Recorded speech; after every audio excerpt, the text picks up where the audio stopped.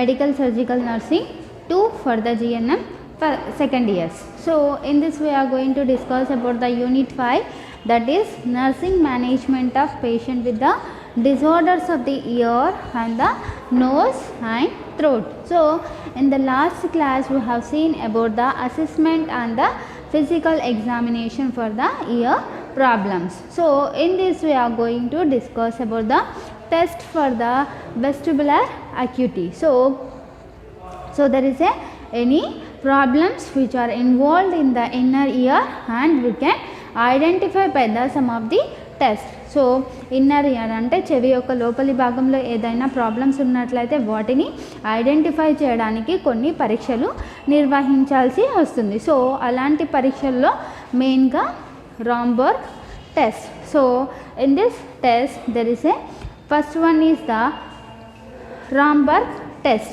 So the Ramberg test, it is the assessment of inner ear. Ramberg test అనేది ముఖ్యంగా inner ear యొక్క ఫంక్షన్ని తెలుసుకోవడానికి మనం ఈ రాంబర్గ్ టెస్ట్ అనేది చేస్తారు. So there is a assessment of inner ear. So the Romberg test can be performed to assess the function of the inner ear. So the client stands and ఏ విధంగా ఈ రాంబర్గ్ టెస్ట్ చేస్తారంటే client stands with the feet together and arms by the side and the eyes closed and if the client loses balance and this is positive Romberg sign and suggesting a vestibular and the problem and cerebellar ataxia. So there is a Ramberg test. So the Ramberg test can be performed and the feet of the client can be together. అంటే patient యొక్క రెండు కాళ్ళు ఒకటే దగ్గర పెట్టి నిల్చొని రెండు arms అనేవి స్ట్రైట్గా పెట్టి పేషెంట్కి ఐస్ క్లోజ్ చేయమని చెప్పాలి. సో పేషెంట్ స్ట్రైట్గా నిల్చొని రెండు చేతులు వేలాడదీసి స్ట్రైట్గా నిల్చోమని పేషెంట్కి చెప్పాలి. సో ఐస్ క్లోజ్ చేసినప్పుడు పేషెంట్ బ్యాలెన్స్ అనేది మెయింటైన్ చేస్తుందా లేదా అని తెలుసుకోవాలి. సో ఒక 15 minutes వరకు కళ్ళు అదేవిధంగా క్లోజ్ చేసి నిలబడగలుగుతున్నాడా లేడా. So there is a balance maintain అవుతుందా లేదా. ఒకవేళ మెయింటైన్ అయినట్లయితే పేషెంట్కి ఏ విధమైన ప్రాబ్లం లేదు అని గుర్తించాలి. సో ఒకవేళ బ్యాలెన్స్ మెయింటైన్ అవ్వకుండా పేషెంట్ పడిపోయినట్లయితే ద రాంబర్గ్ టెస్ట్ అనేది పాజిటివ్ అన్నమాట. So there is a Ramberg test positive and it leads to the vestibular ear problem and the cerebellar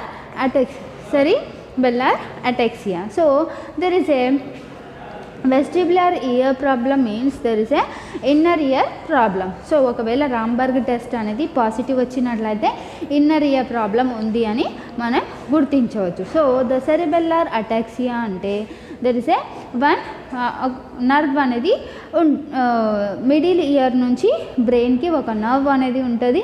so from the brain to middle ear the signals of the sound can be transmit. So there is a nerve damage can be occur in the cerebellar ataxia. So cerebellar అటాక్సియాలో the nerve damage అవ్వడం వల్ల ఏదైతే middle ear నుంచి brain వరకు ఒక nerve అనేది ఉంటుంది.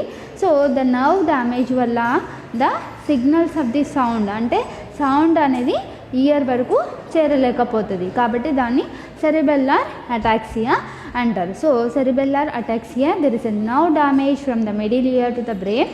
So because of this the inner ear cannot receive the signals from the brain and because of this it causes the cerebellar ataxia. So the Ramberg test means there is a assessment of inner ear.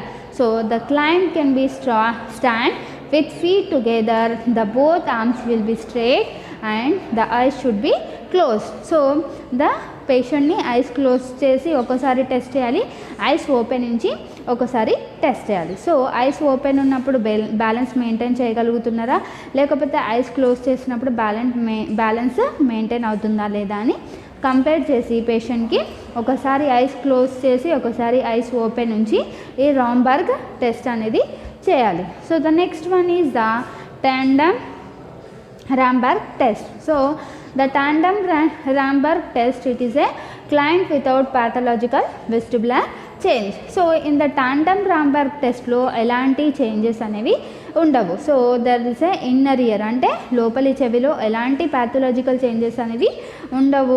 And usually maintains the balance. So balance అనేది maintain చేయగలుగుతాడు patient అనేది, balance maintain చేయగలుగుతాడు. ఇంకా ఏ విధమైన changes అనేవి inner ఇయర్లో ఉండదు. కాబట్టి దీన్ని టాండమ్ రాంబర్గ్ టెస్ట్ అంటారు. సో రాంబర్గ్ టెస్ట్లో బ్యాలెన్స్ అనేది మెయింటైన్ అవ్వదు.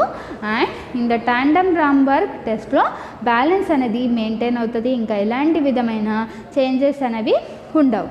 So the next one is the test for the auditory function.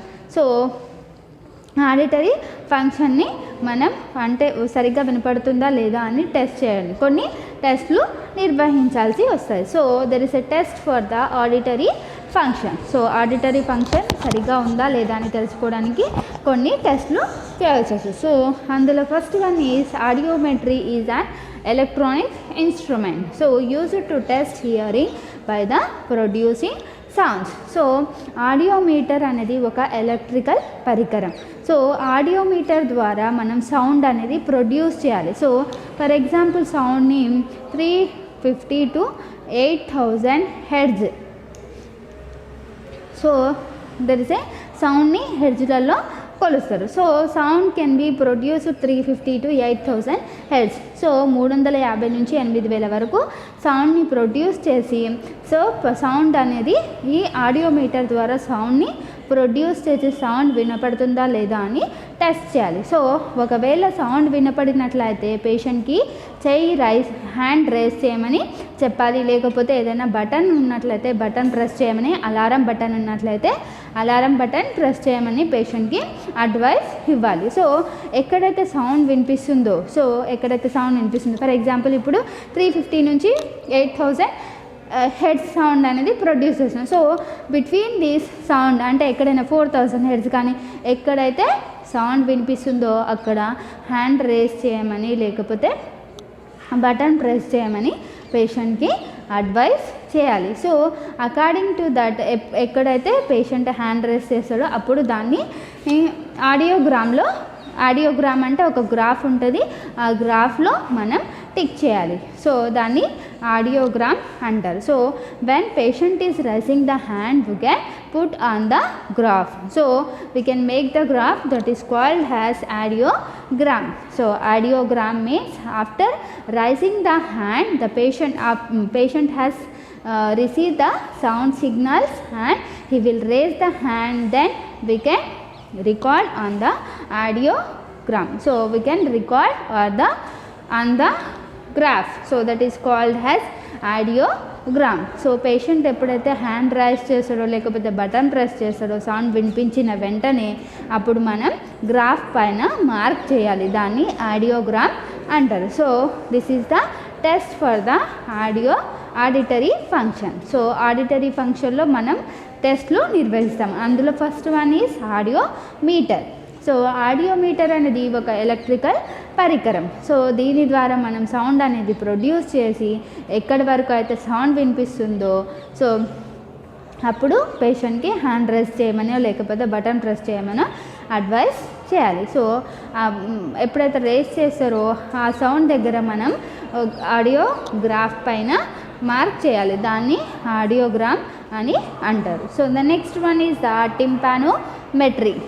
So next one is the tympanometry. So the tympanometry can be used to diagnose any problems in the tympanic membrane or the eardrum. So tympanic membrane also called as eardrum.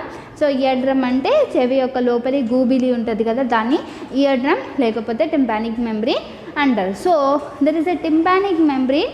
It can be used to diagnose the any problems in the middle ear, that is in the tympanic membrane or the ear drum. So the tympanic membrane, it can be situated between the outer ear and the inner ear. So tympanic membrane అనేది ఒక పొర. So అది బయటి చెవిని లోపలి యొక్క చెవి భాగాన్ని వేరు చేస్తూ మధ్యలో పొర అనేది ఉంటుంది. దానిని టింపానిక్ మెంబ్రేన్ అని అంటారు. So tympanic membrane tympanometry it can be used to diagnose the any problems in the tympanic membrane, that is ear drum. So there is a abnormalities in the tympanogram reveals dysfunction of middle ear and ossicles and the function of acoustic nerve. So there is a tympanometry. So by the tympanometry we can assess the auditory function of the patient. So by this tympanometry, and we can record the how much sound the patient can be received on the tympanogram. So tympanogram పైన ఎక్కడి వరకు the patient sound అనేది sound సిగ్నల్స్ని receive చేసుకున్నాడో దానిని tympanogram పైన mark చేయాలి. So tympanogram same like audiogram, and ఎక్కడైతే సౌండ్ సిగ్నల్స్ని పేషెంట్ రిసీవ్ చేసుకున్నాడో అక్కడ దానిని టింపానోగ్రామ్ పైన మార్క్ చేయాలి. సో దానిని టింపానోగ్రామ్ అంటారు. సో ఇట్ రివీల్స్ ద ఒకవేళ టింపానోగ్రామ్ పైన ఏదైనా అబ్నార్మాలిటీస్ ఉన్నట్లయితే, సరిగ్గా సౌండ్ సిగ్నల్స్ని రిసీవ్ చేసుకున్నట్లయితే, ఒకవేళ ఏదైనా అబ్నార్మాలిటీస్ ఉన్నట్లయితే it can B reveals the dysfunction of middle ear. So ఏదైనా అబ్నార్మాలిటీస్ ఉన్నట్లయితే అది మెయిన్గా మిడిల్ ఇయర్ డిస్ఫంక్షన్ అని తెలుసుకోవచ్చు. సో మిడిల్ ఇయర్లో ఏదో ప్రాబ్లం ఉంది అని మనం గుర్తించాలి. So next one is the ossicles. So ossicles అనేవి it is become spiral shape bone. So spiral shape may nothing but it is like a round shape. So it is become spiral shaped bone and it receive the signals from the outer ear to the inner ear. So ossicles అనేవి ఇది ఒక bone and it is become spiral shape. So like spiral shape అంటే గుండ్రంగా ఉంటుంది and it receive the signals. And ossicles అనేవి బయట నుంచి sound యొక్క సిగ్నల్స్ని రిసీవ్ చేసి దాన్ని కాక్లియాకి సెండ్ చేస్తారు. So the ossicles and receive the signals from the outer ear and outer ear. So the ossicles it is become spiral shape and it receives the signals from the outer ear to the inner ear and up to the cochlea. So the cochlea is a become inner ear. So it is a part of the inner ear. So there is any tympanogram ఏదైనా changes ఉన్నట్లయితే middle ear abnormalities కావచ్చు, లేకపోతే ossicles any problems ఉండొచ్చు. So next one is the function of acoustic nerve. So the acoustic nerve అనేది middle ear నుంచి brain వరకు connect అయి ఉంటుంది. సో బ్రెయిన్ నుంచి the sound signals can be received in the middle year. So if the any function is so acoustic nerve అంటే nerve ద్వారా signals అనేవి సరిగ్గా పాస్ అవ్వనట్లయితే ఇయర్లో ఏదో ప్రాబ్లమ్స్ లేకపోతే అబ్నార్మాలిటీస్ ఉన్నాయని మనం టింపానోమెట్రీ ద్వారా గుర్తించవచ్చు. So the next one is the electrocochleography. So electrocochleography it can be used to diagnose any problems in the cochlea, that is inner ear. So there is a electrocochleography. దీనిని మనం inner ఇయర్లో ఏదైనా problems ఉన్నట్లయితే తెలుసుకోవడానికి electrocochleography use చేస్తారు. So ఎలక్ట్రోకాక్లియోగ్రఫీలో electrodes can be placed inside the inner ear or otherwise tympanic membrane. So కాక్లియోగ్రఫీకి electrodes ఉంటాయి, లైక్ ఈసీజీ లీడ్స్ ఉంటాయి కదా, అదేవిధంగా ఎలక్ట్రోడ్స్ని మనం లోపల చెవి చిన్నగా ఉంటాయి, లోపల చెవి లోపల లేకపోతే టింపానిక్ మెంబ్రెయిన్ పైన ఉంచి ద సౌండ్ వైబ్రేషన్స్ ఏ విధంగా ఉన్నాయి, సౌండ్ అనేది రిసీవ్ అవుతుందా లేదా అని తెలుసుకొనవచ్చు. సో ఎలక్ట్రోకాక్లియోగ్రఫీ అంటే the electrodes can be placed inside the inner ear are tympanic membrane and record the electrical potentials of the inner ear. So inner ear ఏ విధంగా పనిచేస్తుంది, సౌండ్ సిగ్నల్స్ని రిసీవ్ చేస్తుందా లేదా అని తెలుసుకోవడానికి ఎలక్ట్రోడ్స్ అనేవి లోపలి చెవి భాగంలో లేకపోతే టింపానిక్ మెంబ్రెయిన్ పైన ఉంచి మనం ఎనీ ప్రాబ్లమ్స్ లేకపోతే అబ్నార్మాలిటీస్ ఉన్నట్లయితే ఎలక్ట్రోకాక్లియోగ్రఫీ ద్వారా తెలుసుకోవచ్చు. So next one is the auto-acoustic emission.